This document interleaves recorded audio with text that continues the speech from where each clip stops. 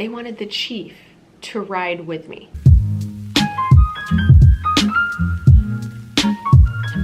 Hello! Welcome back to the Chan. What we're not gonna talk about is coronavirus. Give this video a thumbs up if you are sick and tired of hearing COVID and coronavirus. I'm just over it. Today we are actually going to talk about my FTO experience. Got a glass of champagne here. These glasses are so cute. My aunt got me these.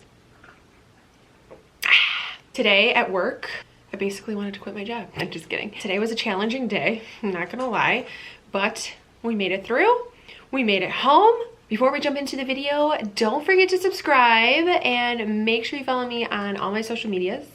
So my FTO experience, a normal FTO period is 16 weeks.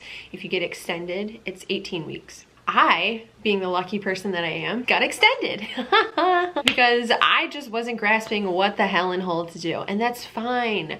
Okay, don't beat yourself up over it. I thought of it as, hey, extra training with a person who knows what they're doing. It's not a big deal if you get extended. It doesn't classify you as a bad cop. I don't want any of you to feel in a negative way if once you do start your police journey and you get on FTO and you do get extended, it's really not that big of a deal. A lot of people get extended just because they need the extra hands-on experience. So I had 18 weeks of FTO. You fluctuate between the certified field training officers. That's what FTO stands for.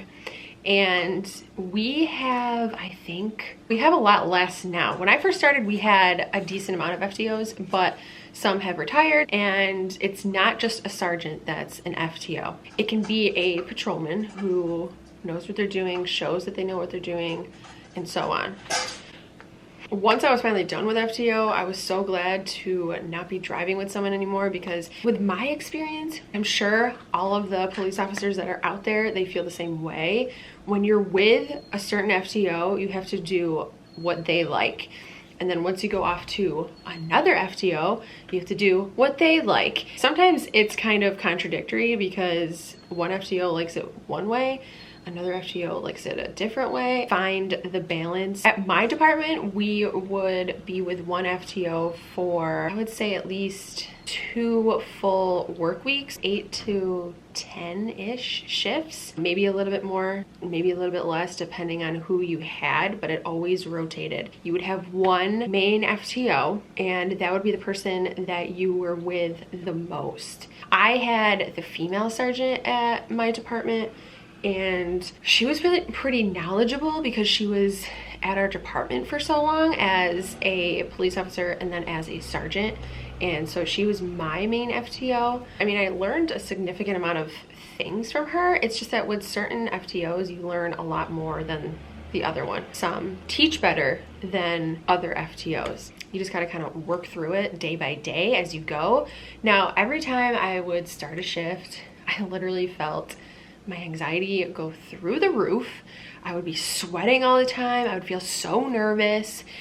I felt so nervous to even talk on the radio, handling calls, just nervous in general. It's so weird to think about how nervous I was when I first started and to how comfortable I am talking to people now. It's just so crazy to think about because it's day and night.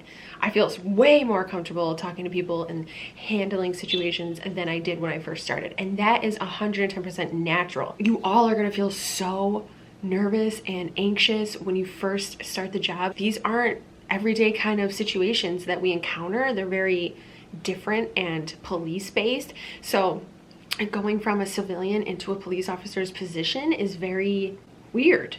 It is weird, but I promise you, you will get acclimated. It took me at least like 2 years in order for me to get fully acclimated and feel the most comfortable that I can actually feel. So don't give up. Don't think that you're not made out to do this. You will truly know if you are meant to do this job or not, or if you can do this job. So just keep going. Don't give up. If you feel that this isn't the right job for you, then yeah, obviously you can leave. You can terminate your position. You can resign. It's not that big of a deal. A lot of people do it. Every shift we would have to inspect the vehicle. We have logs that we had to fill out on a regular basis. We would have to log in. We would also have to log in our FTO. They would give us their credentials to have them logged in.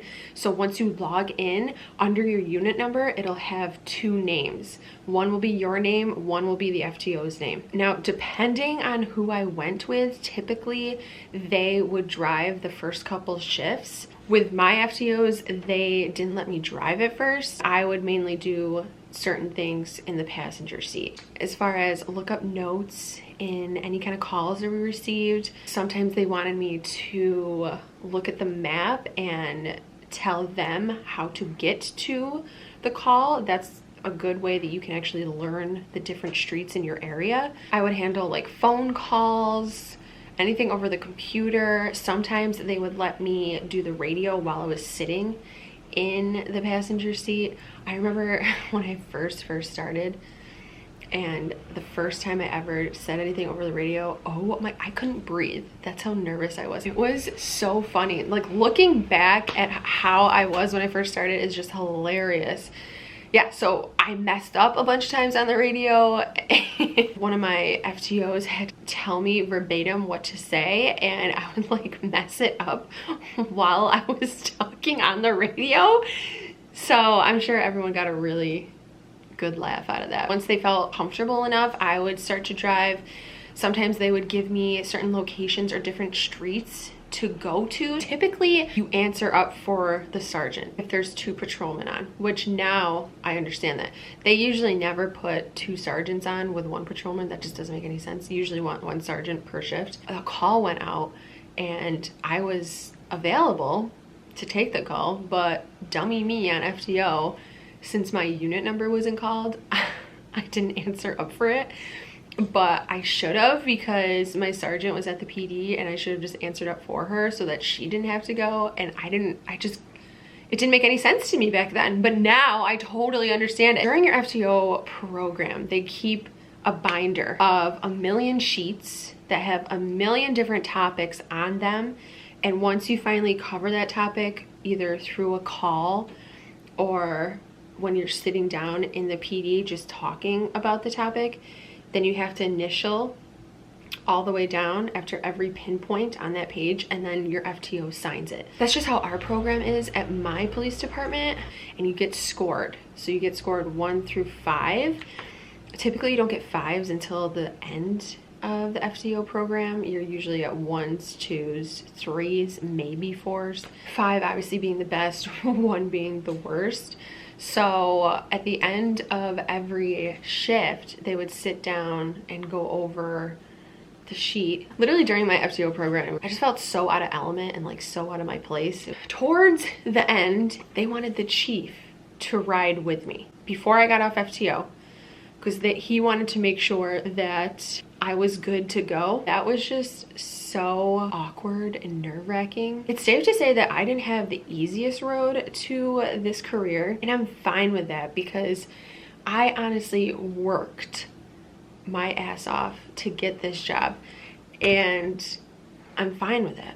I've always worked for everything that I have. I think that it's a proud moment once you complete the goals that you want to complete. So I'm fine with working my butt off. I mean, even with phase 2, which is the firearms, I failed that at first because I never had shot a gun before. I never was interested in weapons. My best score at firearms training was a 98. I kept that board, and you know what? I didn't give up.